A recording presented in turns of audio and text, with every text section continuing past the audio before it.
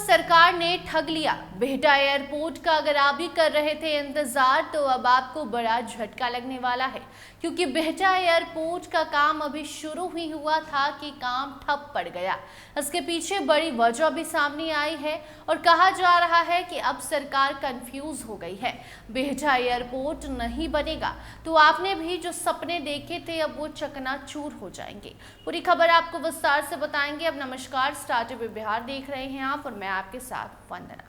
बिहार में air connectivity को मजबूत करने की दिशा में एक तरफ जहां सोनपुर में बड़े ग्रीनफील्ड एयरपोर्ट की घोषणा हो चुकी है, तो वहीं दूसरी तरफ बिहटा एयरपोर्ट का विस्तार अधर में लटकता नजर आ रहा है। जी हां, बिहटा एयरपोर्ट के नए टर्मिनल भवन का निर्माण पिछले करीबन 4 महीने से बंद है। करीबन 4060.99 करोड़ रुपए की लागत से बनने वाले इस टर्मिनल का अब तक सिर्फ और सिर्फ 2% काम ही पूरा हो पाया है। जानकारी के मुताबिक निर्माण एजेंसी ने टर्मिनल भवन की नींव के लिए जमीन में गड्ढा खोदने और सरिया बांधने के बाद काम रोक दिया। लंबे समय से काम बंद होने के कारण निर्माण स्थल पर पानी जमा हो गया।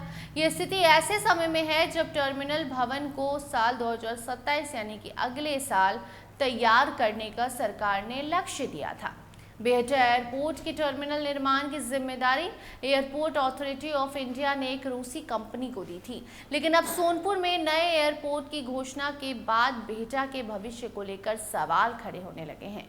दरअसल बिहटा से करीबन 55 किलोमीटर दूर सोनपुर में बिहार का बड़ा ग्रीनफील्ड एयरपोर्ट बनाने की योजना सामने आई।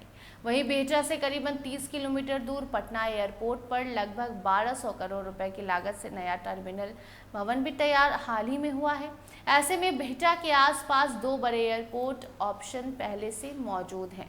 यही वजह है कि बिहटा को बड़े स्तर पर विकसित करने की योजना पर अब फिर से विचार विमर्श जैसी स्थिति बन गई है। पिछले साल मई में प्रधानमंत्री नरेंद्र मोदी और केंद्रीय नागरिक उड्डयन मंत्री और मौजूदगी में पटना से ही बिहटा एयरपोर्ट परियोजना का शिलान्यास किया गया था। उस समय उम्मीद थी कि बिहटा आने वाले सालों में पटना के बड़े एयरपोर्ट के रूप में विकसित होगा और एक ऑप्शन लोगों के पास होगा। यहाँ से घरेलू के साथ साथ अंतर्राष्ट्रीय उड़ानों की संभावनाएं भी होंगी। हालांकि सूत्रों के अनुसार अब नागर विमानन मंत्रालय बिहटा के लिए अलग ऑप्शन पर विचार कर रहा है। पूर्णिया एयरपोर्ट की तर्ज पर यहाँ छोटे आकार का टर्मिनल बनाया जा सकता है और उड़ान योजना के तहत छोटे विमानों का संचालन भी शुरू किया जा सकता है। यानी प्रोजेक्ट पूरी तरह खत्म होने की संभावना नहीं है, लेकिन इसका आकार यानी जो प्लानिंग है वो छोटी जरूर कर दी जाएगी। बिहटा परियोजना के लिए बिहार सरकार अब तक 116 करोड़ से ज्यादा जमीन उपलब्ध करा चुकी है। टर्मिनल भवन, पार्किंग और अन्य निर्माण के लिए 8.455 एकड़ जमीन दी गई थी, जिसके लिए राज्य सरकार ने करीबन 16 करोड़ 32 लाख रुपए का भुगतान किया था। इसके अलावा रनवे की लंबाई बढ़ाने के लिए 191.8 एकड़ जमीन का सर्वे भी कराया जा चुका है। बिहटा एयरपोर्ट को पटना से बेहतर तरीके से जोड़ने के लिए बिहार सरकार एलिवेटेड रोड का निर्माण भी कर रही है।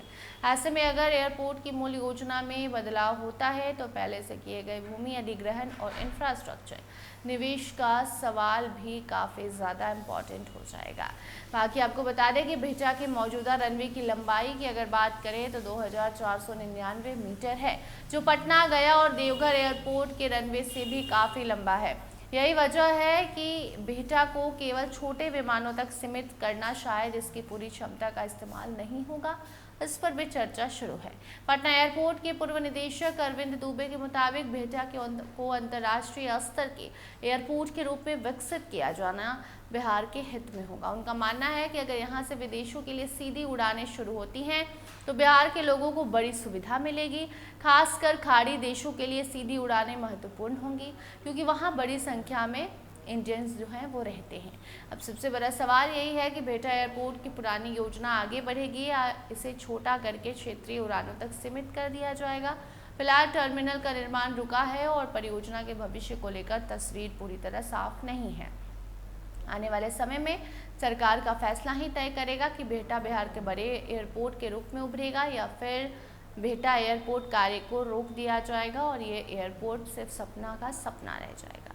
बाकी इस खबर पर आपकी क्या राय है, कमेंट सेक्शन में ज़रूर बताइए। देखते रहिए स्टार टीवी बिहार। धन्यवाद।